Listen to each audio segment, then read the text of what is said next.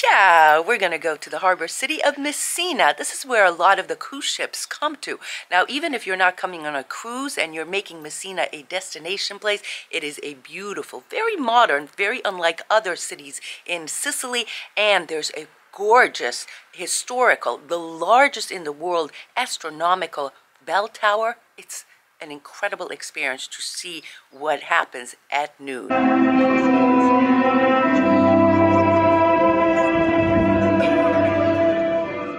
And of course, we'll walk around, hear a little bit of the history, and so much more.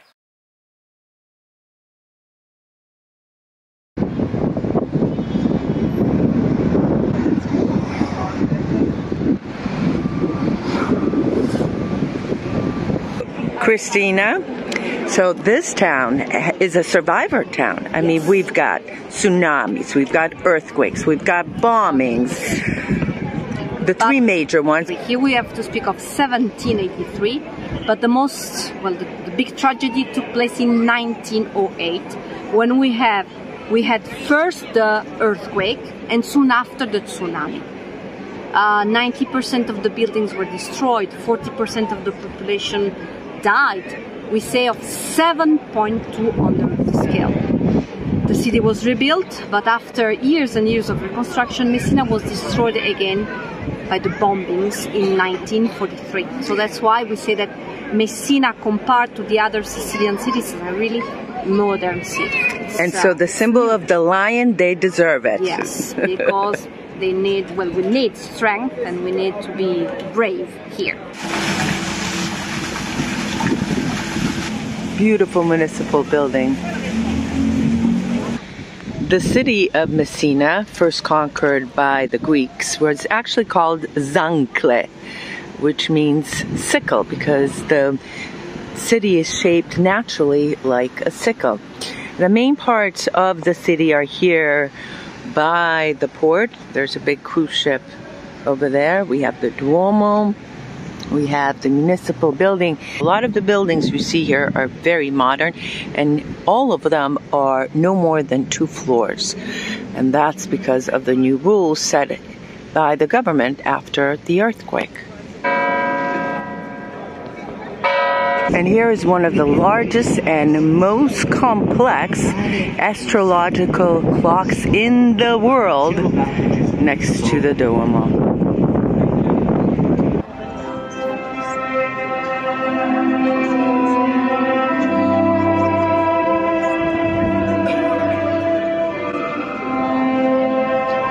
A 10-minute presentation of the very important periods in Messina's history.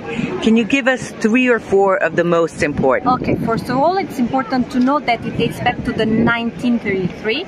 It was made by a French company coming from Strasbourg. And the most important parts are the lion that symbolizes the strength of the people of Messina. He rose 3 times. Oh boy. Incredible. The rooster represents the reawakening of the consciousness of the people of Messina.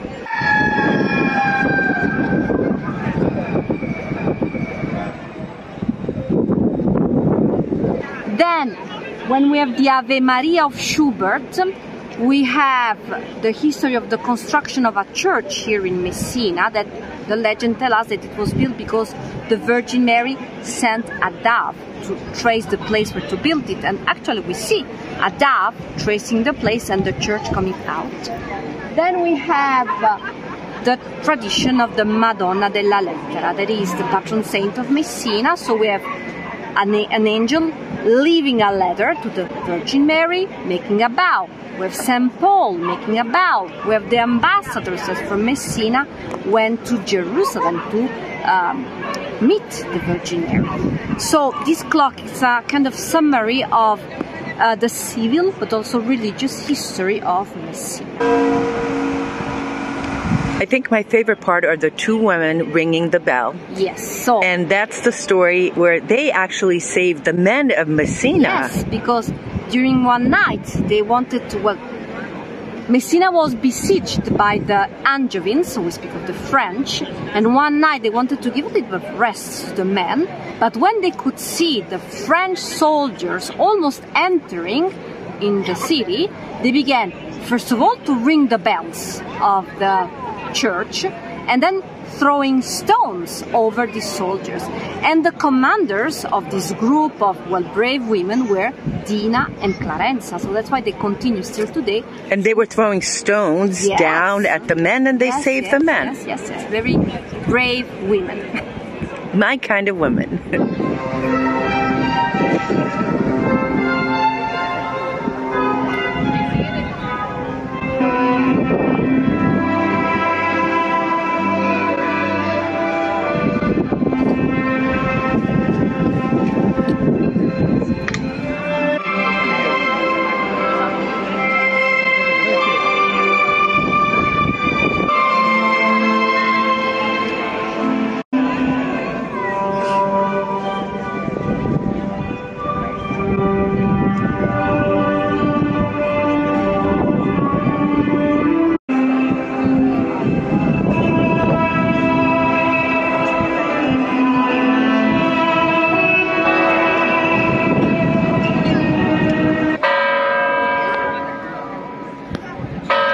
Talk a little bit about the Duomo. The Duomo was originally built by the Normans. The first one was Norman, so we speak of the 1100.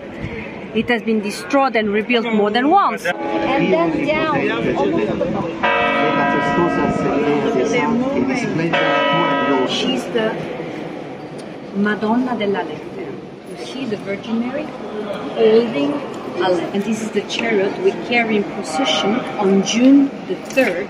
This is the day in which we celebrate Our Lady of the Letter. So they carry this. It's a silver chariot dating back to the 17th century, 1600, made by Messina silversmith. So this one.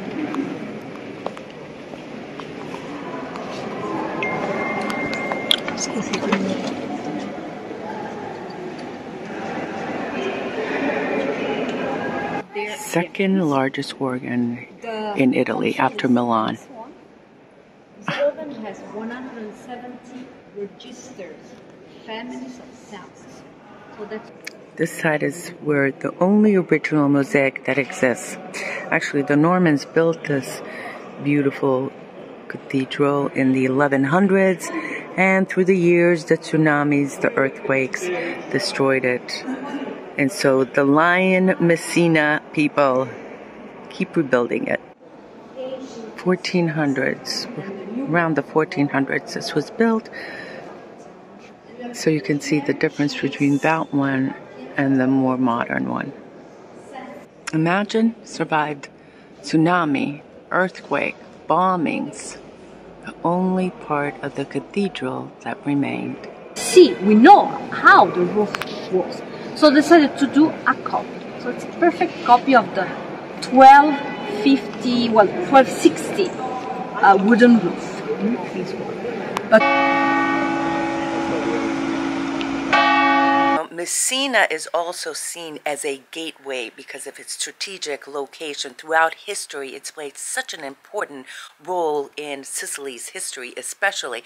And the shortest distance between Messina and Calabria, Reggio Calabria, which is mainland Italy, is about 3 kilometers. So that's about 1.5 miles, less than 2 miles. And what you do is you take a ferry or something across the Straits of Messina. Now, you may have heard about this bridge that they're going to build. Well, they've been talking about building a bridge since the Roman times. So let's see. What do you think? Should they build the bridge to connect mainland? Very curious to hear what you think. Messina is unlike a lot of other cities. This has been really a passageway between mainland Italy and Sicily, from here to Jerusalem to Greece. Talk a little bit about that. yes, but since ever, I mean, the strategic position of the city has always been a passage. So it's a mix of the different cultures. Messina, it's rich from an artistical point of view, with the works of art. It used to be rich also as regards the monuments. I mean, here we have remains of Greeks, remains of the Arabic, Norman churches, It has been important during the Crusades. I mean, Richard the Lionheart. Richard the Lionheart stayed here in the Castello di Mata Grifone on his way to the Holy Land in 1191, and we still have part of the big castle it used to be at that time. So yes, it's a town of passage. It's a town of passage also today, with these ferries going back and forth and so on.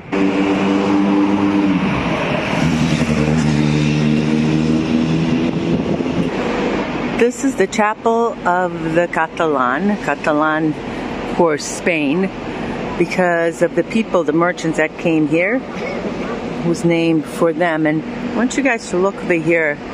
Beautiful example of the Arab and Norman architecture that we see all over Sicily. It's still in use, even if they use it a lot for weddings. So we don't have regular services normally for weddings. And before we leave and we go to the Lady of the Letter, I hope the pronunciation is right, because for us it's lettera, tutti. So, the tradition tells us that in 42 AD, St. Paul came here in Messina.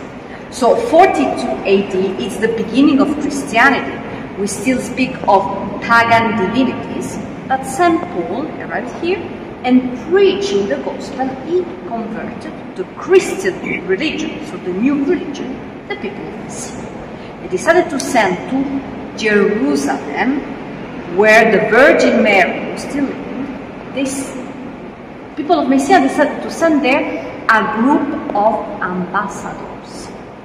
The Virgin Mary, the Mother of Christ, happy for this visit, it seems that she wrote a letter in which she blessed the city of Messina and all its population, of course. She promised her protection. So that's why we have the devotion for the Madonna della Lettura, Our Lady of the Letter.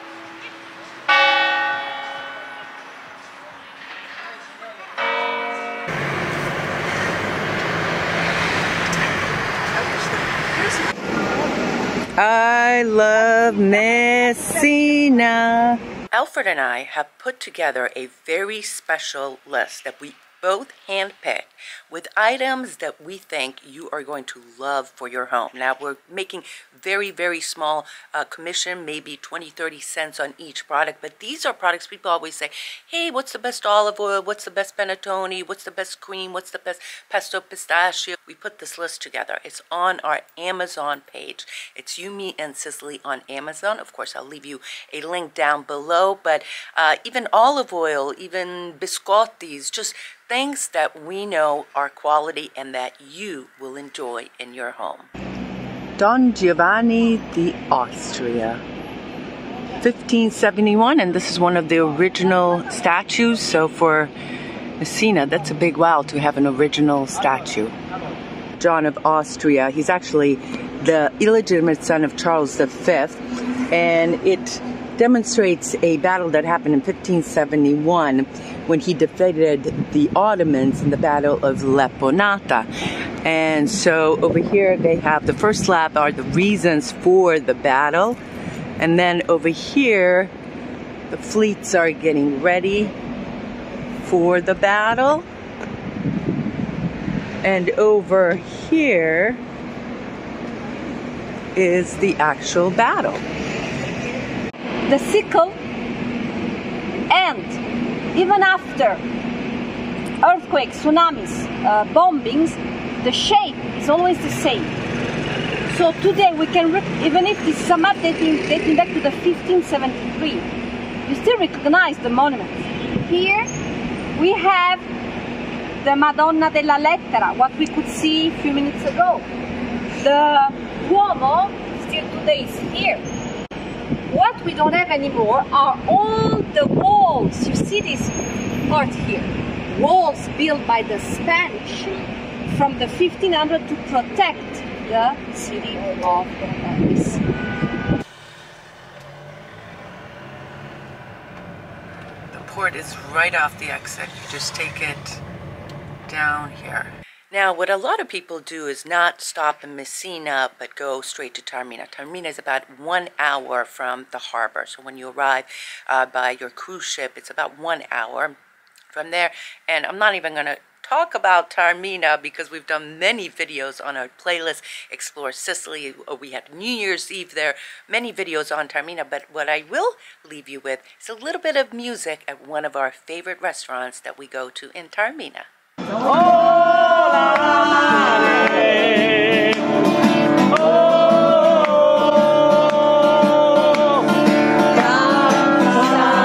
Felice di stare lassù e volavo felice più in alto del sole ed ancora più su, mentre il mondo pian piano spariva lontano lassù.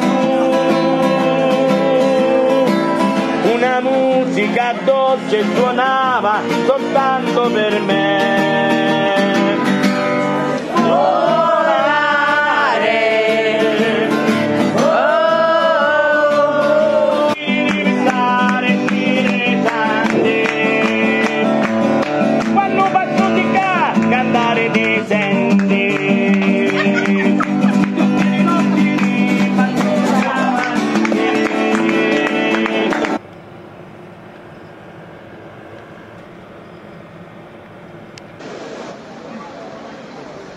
Here's a dinner Alfred and I had at one of our favorite restaurants in Catania.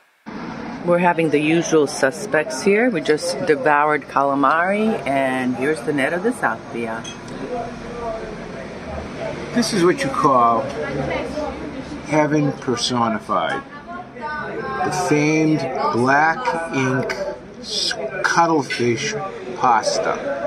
It's a sweet sauce, and all I could say to you is if you haven't eaten this, then you will go, if you have eaten this, you will go directly to heaven, and you won't have to pass go, and you won't have to pay $200. Simply put, the best meal in Sicily. Who cares what it looks like? It tastes heavenly. Mangia. Well, Al, people have asked us, what does it taste like? What does it taste like? It tastes like a pasta sauce, except that it's black. Really? It's not too fishy? Not too fishy? No.